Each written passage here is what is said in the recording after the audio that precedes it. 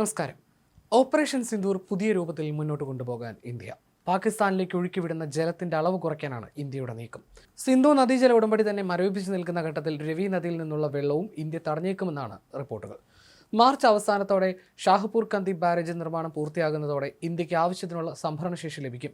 ഇതോടെ പാകിസ്ഥാനിലേക്ക് ഒഴുക്കിവിടുന്ന അധിക ജലം ഇന്ത്യ നിർത്തും. ഇതോടെ വേനൽക്കാലം പടിവാതിൽക്കൽ എത്തി നിൽക്കെ പാകിസ്ഥാന്റെ ജലപ്രതിസന്ധി രൂക്ഷമായേക്കും.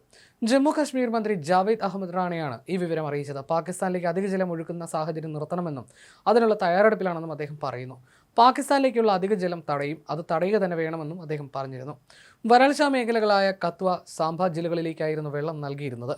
ഒഴുക്ക് തടയുമ്പോഴുണ്ടാകുന്ന പ്രത്യാഘാതം എന്തെന്ന ചോദ്യത്തിന് പാകിസ്ഥാന്റെ കാര്യം എന്തിന് അന്വേഷിക്കുന്നുവെന്നും അവരുടെ പ്രശ്നങ്ങൾ അവർ തീർക്കട്ടെ എന്നുമായിരുന്നു അദ്ദേഹത്തിന്റെ മറുപടി. 1960 ഉടമ്പടി അനുസരിച്ച് സത്ലജ്, ബിയാസ്, രവി ഉൾപ്പെടുന്ന കിഴക്കൻ നദികളിലെ അവകാശം ഇന്ത്യക്കാണ്. സിന്ധു, ജലം, ചെനാബ് എന്നീ നദികളിലെ ജലമാണ് പാകിസ്ഥാൻ അവകാശപ്പെട്ടിരിക്കുന്നത്. ഇന്ത്യയുടെ സംഭരണശേഷിയുടെ അഭാവത്തിലാണ് രവിയിലെ വെള്ളം ഇതുവരെ ആ രാജ്യത്തിന് നൽകിയിരുന്നത്. ഇനി സാഹചര്യം തീർത്തും മാറും. പാകിസ്ഥാനിലെ കാർഷിക മേഖലയെ ഉൾപ്പെടെ മോശം രീതിയിൽ ഈ നടപടി ബാധിച്ചേക്കുമെന്നാണ് റിപ്പോർട്ട്. ലാഹോർ, മുൾട്ടാൻ പോലുള്ള പ്രധാന നഗരങ്ങളിലെ കുടിവെള്ള ലഭ്യതയെയും ബാധിച്ചേക്കും. 1979 ഷാഹ്പൂർ കന്തി പദ്ധതി രൂപകൽപ്പന ചെയ്തത്. തർക്കങ്ങൾ കാരണം പതിറ്റാണ്ടുകളോളം നിർമ്മാണം തടസ്സപ്പെട്ടു. 46 വർഷങ്ങൾക്ക് ശേഷമാണ് പദ്ധതി പ്രാവർത്തികമാകാൻ പോകുന്നത്. 1982 ഇന്ദിരാഗാന്ധി ശിലയിടൽ നടത്തിയെങ്കിലും പിന്നാലെ രാഷ്ട്രീയ തർക്കങ്ങളുടെ പേരിൽ പദ്ധതി നിലയ്ക്കുകയായിരുന്നു. 2013 വീണ്ടും നിർമ്മാണം ആരംഭിച്ചെങ്കിലും 2014 പഞ്ചാബ്, ജമ്മു കാശ്മീർ തർക്കം മൂലം വീണ്ടും തടസ്സപ്പെട്ടു. 2018 കേന്ദ്രം ഈ പദ്ധതിക്കായി 485 കോടി അനുവദിച്ചു. തുടർന്നാണ് പദ്ധതിയുടെ നിർമ്മാണം പൂർത്തിയാക്കാൻ സാധിച്ചത്. പദ്ധതി പൂർത്തിയാകുന്നതോടെ ഏപ്രിൽ മുതൽ 32,000 ഹെക്ടർ ഭൂമിയിൽ ജലസേചനം ലഭ്യമാകും. അതേസമയം ഇന്ത്യയുടെ നീക്കത്തിനെതിരെ ഇതിനോടകം തന്നെ പാകിസ്ഥാൻ ഹേഗിലെ മധ്യസ്ഥ കോടതിയെ സമീപിച്ചിട്ടുണ്ട്. എന്നാൽ രക്തവും വെള്ളവും ഒരുമിച്ചൊഴുകില്ലെന്നത് തന്നെയാണ് ഇന്ത്യയുടെ നിലപാട്.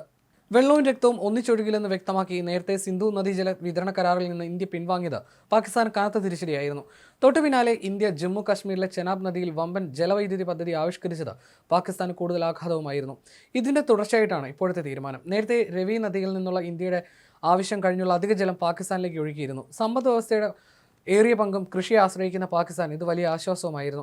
1960 ലോകബാങ്കിന്റെ മധ്യസ്ഥതയിൽ തയ്യാറാക്കിയ കരാർ പ്രകാരം സത്ലജ്, രവി തുടങ്ങിയ കിഴക്കൻ നദികളിലെ വെള്ളം പൂർണ്ണമായി ഉപയോഗിക്കാൻ ഇന്ത്യക്ക് കഴിയും. വെസ്റ്റേൺ നദികളിലെ വെള്ളത്തിനുള്ള അധികാരം പാകിസ്ഥാനുമാണ്. എന്നാൽ പഹൽഗാം ഭീകരാക്രമണത്തെ തുടർന്ന് ഇന്ത്യ കരാറിൽ നിന്ന് പിൻവാങ്ങുകയായിരുന്നു. ഭീകരർക്ക് സർവ്വ പിന്തുണയും നൽകുക എന്ന നിലപാടിൽ നിന്ന് പാകിസ്ഥാൻ പൂർണ്ണമായും പിന്തിരിയും വരെ ഇനി ഒരു ബന്ധവും ഉണ്ടാകില്ലെന്ന് ഇന്ത്യ വ്യക്തമാക്കിയിട്ടുണ്ട്. ചെനാബ് നദിയിലെ ജലവൈദ്യുത പദ്ധതിയെക്കുറിച്ചുള്ള വിശദാംശങ്ങൾ നൽകണമെന്ന് ഇതിനിടെ പാകിസ്ഥാൻ ആവശ്യപ്പെട്ടെങ്കിലും ഇന്ത്യ തള്ളിയെന്നാണ് വിവരം. പാകിസ്ഥാന്റെ GDPയുടെ 25% പങ്കുവഹിക്കുന്നത് കാർഷിക മേഖലയാണ്. പാകിസ്ഥാൻ കാർഷിക മേഖലയ്ക്കുള്ള 80% ജലവും എത്തിയിരുന്നതാകട്ടെ സിന്ധു നദിയിൽ നിന്നാണ്. ഇന്ത്യ പാകിസ്ഥാന് വെള്ളത്തിൽ നൽകിയ ഷോക്കിന്റെ ശക്തി ഇതിൽ നിന്നും വ്യക്തമാണ്. ചെനാബ്, രവി നദികളിലെ വെള്ളവും കൂടി ലഭിക്കാവുന്നത് പാകിസ്ഥാന് വലിയ തിരിച്ചടിയാകും. ഇന്ത്യയുടെ നിബന്ധനകൾക്ക് വഴങ്ങേണ്ട സ്ഥിതിയിലേക്ക് പാകിസ്ഥാൻ ഇതോടെ എത്തിച്ചേരും.